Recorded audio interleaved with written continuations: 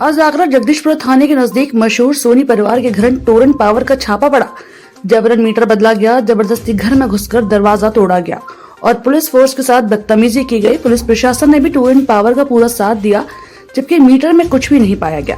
Torrent power को खाली हाथ ही लौटना पड़ा। जबरदस्ती मीटर बदलने पर और गाली गलौज भी की गई उस परिवार के साथ। मामला ये है कि टोरेंट पावर की जो जाती है ये अब दुखी करने वाली है, क्योंकि हमारे मोहल्ले में जो हमारे संविधान परिवार के सोनी भाई साहब, इनके यहाँ सब लोग एजुकेटेड हैं, पढ़े लिखे हैं, वकील भी हैं, जज भी हैं।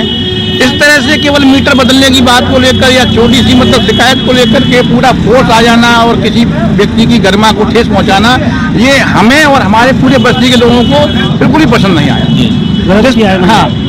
जिस तरह से थाना अध्यक्ष और यहाँ के फौज, अन्य थानों की फौज यहाँ करके जो जिस तरह बदतमीजी से बात कर रही थी, और हमको भी उनके साथ आगे आना पड़ा। भाई देखिए, आप इस तरह बदतमीजी नहीं करोगे तो ये बात गलत है। और बिल्कुल एसएसपी महोदय को या यहाँ के जो जिले के उच्च अधिकारी हैं, जो सक्षम अधिकारी हैं, वो थाना विभाग के जितने भी यहाँ पे ये अध्यक्ष महोदय, इनके खिलाफ कार्रवाई की जानी चाहिए। पुलिस का रवैया गलत रहा है। पुलिस का रवैया बहुत गलत रहा है। हाथों में डंडे और ये बंदूकें तान करके लाना, और ये क्या मतलब, ये कोई मतलब अच्छी बात बिल्कुल नहीं है। जो जाति शुद्धि शब्दों की बात आ रही है, उसमें क्या सच्चाई है? जाति शुद्धि के शब्द में वहाँ खड़ा था तो जाति चल रहे थे, भाई साहब ये बता रहे थे कि उनका मुकदमा पहले से ही पूरी कहानी चल रही है इनकी, तो उसको लेकर के उन्होंने जाति शब्द का प्रयोग किया है। ये है कि मैं 2010 के अंदर टोरेंट पावर में मैं जॉब करता था। मेरी एज ए इंजीनियर के पद पे नियुक्ति हुई थी टोरेंट पावर आगरा के अंतर्गत। लगभग 2 साल तक हमारे काम करने के बाद काम से कंपनी संतुष्ट थी, तो उनके द्वारा हमको एग्जीक्यूटिव पद पर प्रमोट कर दिया गया। जब कंपनी को ये पता लगा, हमारे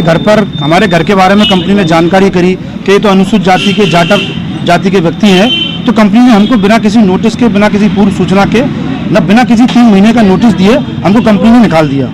इस बात की शिकायत हमने एसएसपी महोदय से करी थी, प्रेजेंट में रामबिहार सुमन महोदय थे, उनसे करी थी, कई नेताओं से भी हमने इसकी शिकायत करी थी। तो उनके द्वारा इस मामले में कहा गया उनसे कि आपने अनुसूचित जाति के व्यक्ति को किस कारण से निकाला गया है, तो ये कोई जवाब इसमें प्रस्तुत नहीं कर पाए थे। इसकी शिकायत हमने माननीय राष्ट्रीय अनुसूचित जाति आयोग में माननीय रामसर कटरिया साहब से भी करी थी, तो उनके द्वारा इस प्रकरण का संज्ञान लेते हुए सुधीर मेहता और समीर मेहता को तलब किया गया था। तो सुधीर मेहता, समीर मेहता को तलब करने के बाद में इनके द्वारा एक झूठा मुकदमा हमारे पिता के खिलाफ लिखाने का प्रयास किया गया था। तो हमने इस बात की भी शिकायत माननीय उच्च न्यायालय हाईकोर्ट में करी थी कि इनके द्वारा हमारे पिता को फंसाने का प्रयास किया जा रहा है। तो उन्होंने एसएसपी साहब को नोटिस जारी करे थे हाईकोर्ट ने, और इन्होंने हाईकोर्ट को सूचित कराया था कि ये मामला झूठा निकला। जो इनके द्वारा एक टोरेंट कर्मी को दिखाकर के घर पर आया है, उसके संग मारपीट करी गई, वो झूठा और फर्जी निकला। इसके बाद में उच्च न्यायालय ने समीर मेहता, सुधीर मेहता को ये नोटिस जारी किया था। उसके संबंध में ये लोग दिल्ली हाईकोर्ट चले गए। वहाँ पे ये मामला इस समय लंबित चल रहा है, और इसकी बात के लिए इसी बात से रंजिश रखते हुए, और एक प्रकरण और भी है कि एक हमारी 40/1086 की भूमि है, जिसकी की पीडी हो चुकी है डीवीएल के माध्यम से। इनके द्वारा जानबूझकर सुधीर मेहता और समीर मेहता के कहने पे टोरेंट पावर के द्वारा हमको नोटिस दिया गया 2 लाख रुपए का, कि इनसे 2 लाख रुपए की अवैध वसूली करी है। नववर्ष की जब भी बात आती है तो मन में एक अलग तरह की स्फूर्ति जागती है।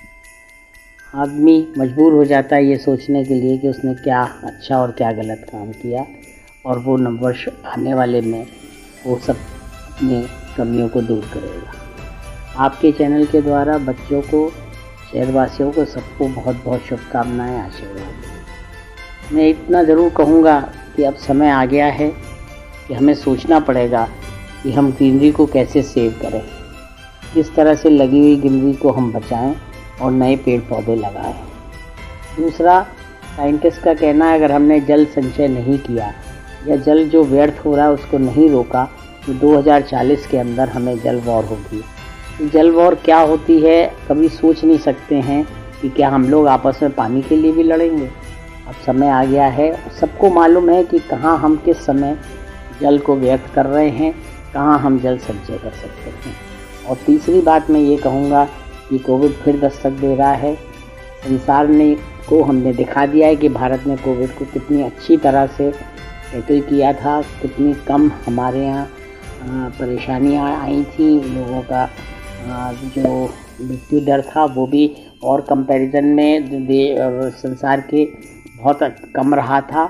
मुझे पूरी उम्मीद है कि आने वाले समय में भी हम सब लोग कोविड के सारे प्रिकॉशंस करेंगे और जहाँ जब जैसी ज़रूरत होगी हम उसमें देश की पूरी तरह से सहायता करेंगे। बहुत बहुत शुभकामनाएं, बहुत बहुत आशीर्वाद।